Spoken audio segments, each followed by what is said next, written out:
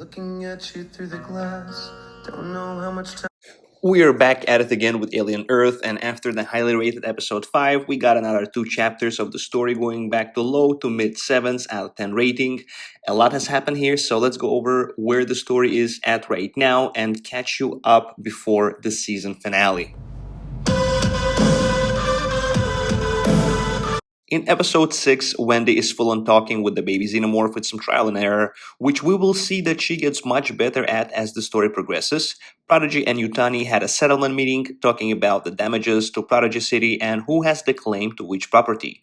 Apparently, regulations forbid bringing alien life forms to Earth. It's not clear why Yutani didn't bring up the fact that Boy Cavalier initiated the crash of Maginot, since that would pretty much win her the case. Maybe Morrow didn't disclose it, maybe she just forgot, maybe something else.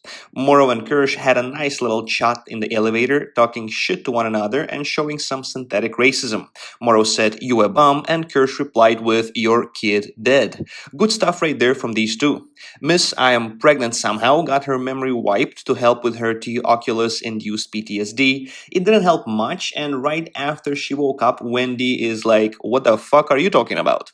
On the way back home, Kirsch decides to see how stupid his star pupil is and tells them to feed the animals by following the scientific method. It could be that he just taught them that the scientific method means that if the secure feeding mechanism in a glass cage that holds an alien species that eats metal and mineral is broken, you should just walk in there with a tray yourself. Toodles, also known as Isaac, goes in the lab, happy to feed the farm animals while the goat is watching, and as previously mentioned, the secure door broke, so he decided to go in the cage with the fly himself, and the sneaky Pete over there bonked his head on the glass just at the right moment to trap him in there.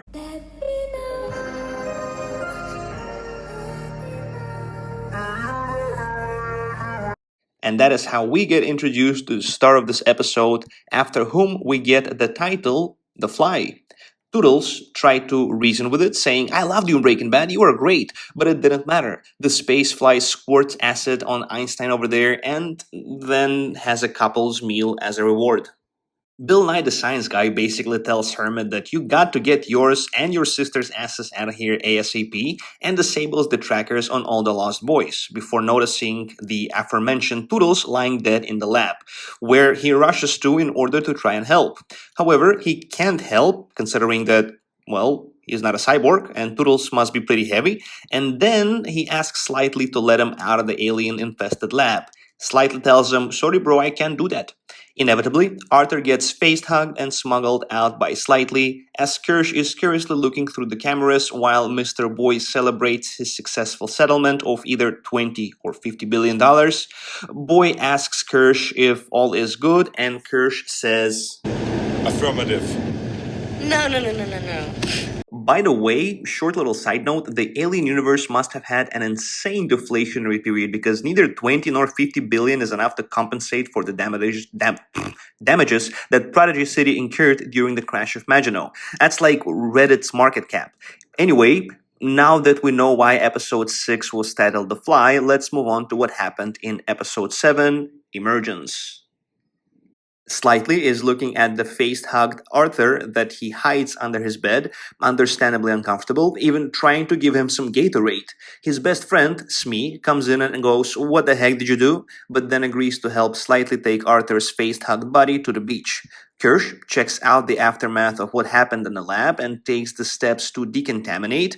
Mr. Boy Cavalier comes in to see what happened, and once again, after finding out that Toodles is possibly a total loss, he says, "There goes 6 billion." And that is also pretty crazy. That means that it took less money to build all of the Lost Boys than the WeWork raised before their failed IPO. When the boys look at how the aura-forming T-Oculus caused the accident and decide to separate the goat from the rest to avoid further mischief, Wendy comes into the lab and is not happy about the events unfolding, at which point she tells something to the xenomorph, which leaves everybody visibly freaked out. It is at this point when Boy finds out that trackers on all of the hybrids were turned off. Marcy decides to run away with her brother and the tweaking Nibs, but makes sure to release her Xenodog beforehand. Kirsch catches Slightly and Smee trying to sneak Arthur to the beach and points them in the right direction, menacingly, which is also fun because Kirsch is amongst the most interesting characters in this show, being sneaky as hell. We now have two groups that escape the highly secured facility, and Arthur wakes up in the middle of the jungle with no memory of what happened. They eventually get to the beach, but Arthur convinces them to go back right before crashing and having a baby xenomorph burst out of his chest and running away. I wish we cared more about this, but frankly, we didn't get to spend enough time with Mr. Low Sperm Count, which makes it not as meaningful of a moment. He gets eventually brought to Morrow and the gang, but without the intended xenomorph in him. Boy Zuckerberg is having a chat with the goat, and we get yet another goated moment of the show, brought to us by the iMitch, aka Theophilus. Boy Cavalier asks it to say the following three pi numbers after writing the initial ones on his hand, and he gives him a one knock, and then five knocks, and then tells him to go fuck himself by taking a big ol' shit. Boy decides to put Theophilus into a person, and we have a few candidates for who it might be. I think the likely options are either Morrow or Hermit. We then take a trip down the jungle with Wendy, Hermit, and Nibs when a group of soldiers stop them. However, at this point, the xenomorph that Wendy made friends with is following them, and she easily commands it to jump the soldiers and take them out. And I'm just gonna go ahead and say this: we don't need to see such long shots of the xenomorph in the daylight. I know everyone already said how we can see the man in the suit, which already takes some of the mystique out. Adding that to the fact that we see this alien during daylight kind of makes it lose the aura. Somebody captures the previously hatched Arthur chestburster, and then Morrow's group enters the Prodigy facilities, only to get ambushed by Kirsch and his gang. We also find out that it was Kirsch who captured the baby chestburster, and now he captures Morrow as well, saying that nobody likes a sore loser. You might say that all he does is, which is yet another angle that Kirsch has been playing without really sharing with anyone. He does whatever he wants and plays his own game through the entire runtime of the show. The last thing we get is Wendy and her gang arriving to a boat in order to yet again get ambushed by Prodigy soldiers, but before they can be taken back, Nibs decides to break the first law of robotics and kill someone by pulling their jaw out.